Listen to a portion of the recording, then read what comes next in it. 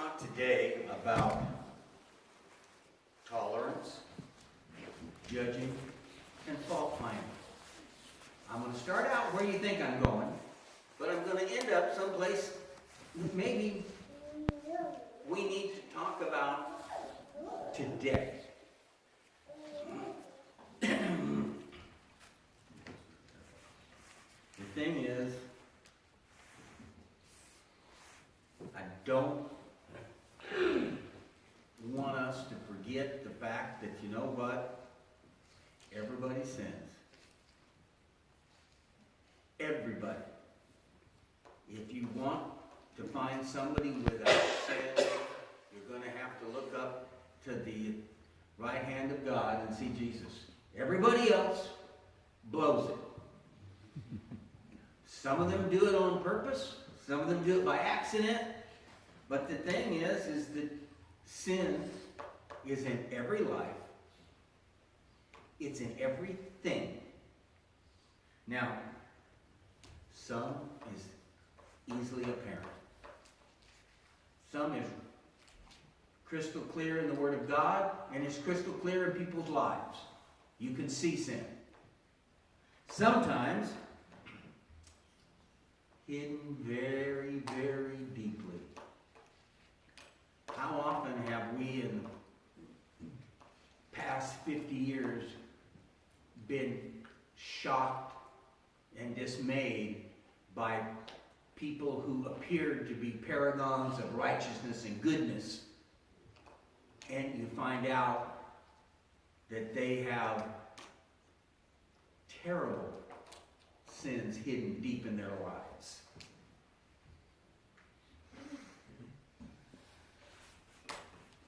Some can be seen in a flash. Some takes a lot longer. But the fact is that sin is everywhere. Now, concerning judgment, there's a lot of things you can say about judgment. But you cannot get through this life without judging. When I bought my car, I judged. I got the one that I thought was best. When you go to the grocery store, some of you are like me. I go and I pick up what my wife told me to get. And hopefully she showed me a picture of what it looks like. Because they've got 79 things that are close, but not what she wants. But some of you go there and you know those little stickers on the thing that if you look real close it tells you exactly how much per ounce? That's judging. See, there's another word for the kind of judgment that God expects us all to do. It's called discernment. That's the kind of judgment we all need to make. You can tell if something is good or bad. I picked up some milk out of the refrigerator a while back, and I went like this, and I made a judgment. I discerned it was bad. It did not stay in my mouth. Did not like it. The kind of judgment that God forbids is condemnation. Because if all sin, then guess what? Because there's sin in somebody's life, doesn't make them any different than anybody else. Because there's sin in everybody's life. The thing is how do you know whether or not that sin is forgiven? Because everybody has sin. Do you know if that's forgiven or not? Not unless you're the one sitting on the right hand of God. You don't know. You don't know where people are. You don't know what they're doing. verse now, and I'm going to do it pretty quickly just because there's a lot in it, and I'll probably have a sermon on this particular verse, but I'm going to cover it pretty quickly today. It's in 1 John, the 5th chapter, and verse 16.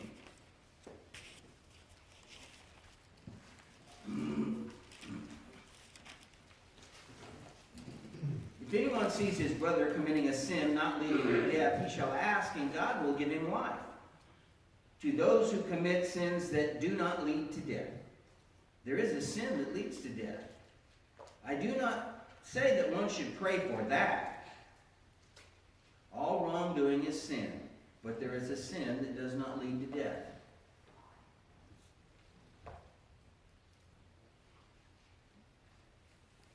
In the short answer, if you go back to 1 John in the 1st chapter, you'll find that there is sin that is washed away by the blood of Christ. It is not the deliberate sin, but those sins that we commit because we're dumb. We're human. And we make stupid mistakes sometimes. We don't plan on it. Those are forgiven sins. But you know what? You can't tell if a person's slip of the tongue is forgiven or not. There's not a sign that comes on the forehead that says, oh, he's forgiven, he's forgiven. When a person acts selfishly, there's no sign that comes up and says, forgiven or not forgiven. We can judge and say, you know what, that was the wrong thing to do. But we can't judge how that person's relationship is to God, because we don't know how they are in relationship to God. It's very important that we are very tolerant and that we don't become fault finders. And I'm going to quote a verse now, and this is what I really want to get to. Turn to Philippians, the 4th chapter, and verse 8. The book of Philippians, and when you get to chapter 4, turn down to verse 8.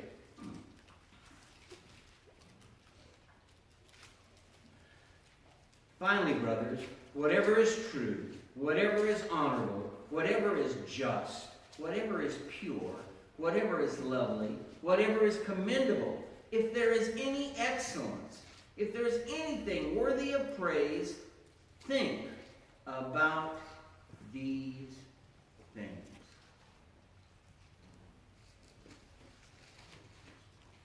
That's what we as Christians are supposed to do. Now, what I want to tell you is that tells us we need to change our attitude. Some people are fault finders. They look to see what's wrong. Well, you know what? I'm going to guarantee you something. If you're looking for something wrong, you're going to find it. If you're looking for bad, you're going to find it. If you're looking for evil, you're going to find it. I don't care in what or in who or in how. If that's what you're looking for, that's what you're going to see, and you are going to be a miserable person, and you're going to cause everybody else around you to be miserable. Think of the good. Think of the beautiful.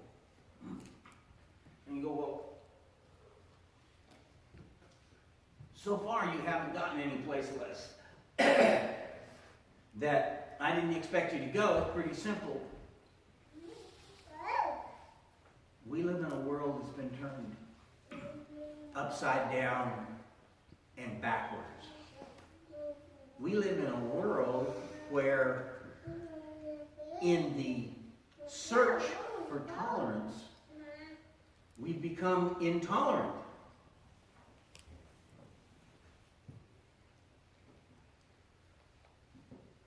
is nothing today that isn't bad. Rudolph the Red-Nosed Reindeer is bad. Baby, it's cold outside is bad. The last thing I heard, VeggieTales is racist. I'm sorry. This world has to look at Philippians 4:8 and change its point of view. We need to start looking for the good in things instead of trying to find bad in every single thing there is. And you're going, well, those aren't Christians that are doing that. Not now, but have Christians been known for being fault-finding and judgmental? Have political conservatives been accused of that before? Well, there was this thing called the Red Scare back in the 50s that was pretty much like that. And the thing that they said then is what's being said by the people on the other side now. If it walks like a duck, quacks like a duck, and looks like a duck, it's a duck. No, it's not. Just because something looks like something doesn't make it bad. When I had cancer, because I was very vain, as soon as my hair started looking like a mangy dog, I shaved it all off. I was a chrome dome. And as soon as I could get my hair to grow, I grew it back. Because working in the prison system, I worked with a lot of skinheads. White supremacist racists, and I will be very mean and judgmental pieces of garbage. Okay, sorry, but that's it. If you haven't had to deal with them every day, you might think they're, as hard as I try to find good, I can't find anything in them. And I didn't want to look like that. But some of the people I worked with did. They weren't skinheads, but they looked that way. They wanted to do that. Things are not always what they appear. Do people look at people with tattoos and make judgments on that?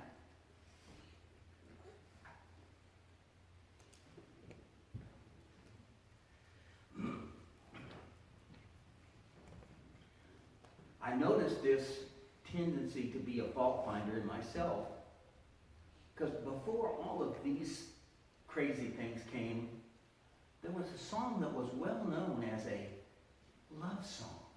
One of the most beautiful, touching love songs of all time. Every breath you take, every move you make, I'll be watching you. That was a love song that was beloved. And then some of us started looking at it and going, well, that's a stalker song. Depends on how you mean it. The words did not change. They were wonderful, lovely words. And they're ugly, creepy words. It's the heart behind the words and the actions that make the difference. We, of all people, need to be those who go out there and look for the good in the worst of people.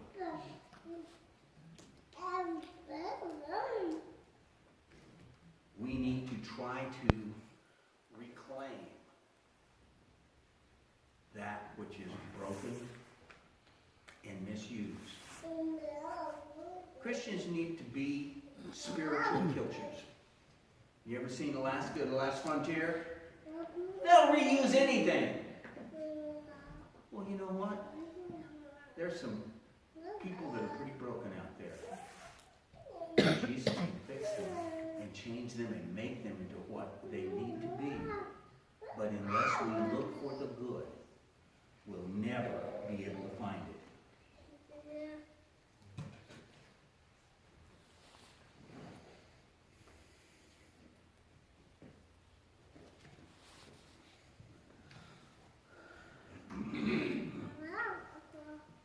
As a thing to help remind us that we need to be very careful in our judgments, I want you to turn to Mark, the 2nd chapter, and verse 13. And we'll be reading down. You know what? I'm going to start with verse 15. Read down to 17. As he reclined at table in his house, many tax collectors and sinners were reclining with Jesus and his disciples, for there were many who followed him. And the scribes of the Pharisees, when they saw that he was eating with sinners and tax collectors, said to his disciples, "Why does he eat with tax collectors and sinners?" And when Jesus heard it, he said to them, "Those who are well have no need of a physician, but those who are sick. I came not to call the righteous, but the sinners."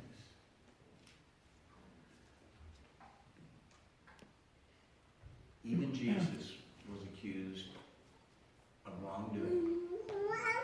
What you do for the right reason can be looked wrong. But we as Christians, and last week I talked about kindness. Today I'm talking about fault finding. The thing is,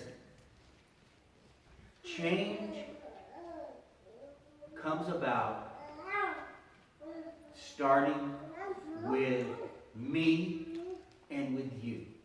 It doesn't come from the top. It doesn't come from laws. It doesn't come from things. It doesn't even come from church. It comes from individuals deciding to do what's right.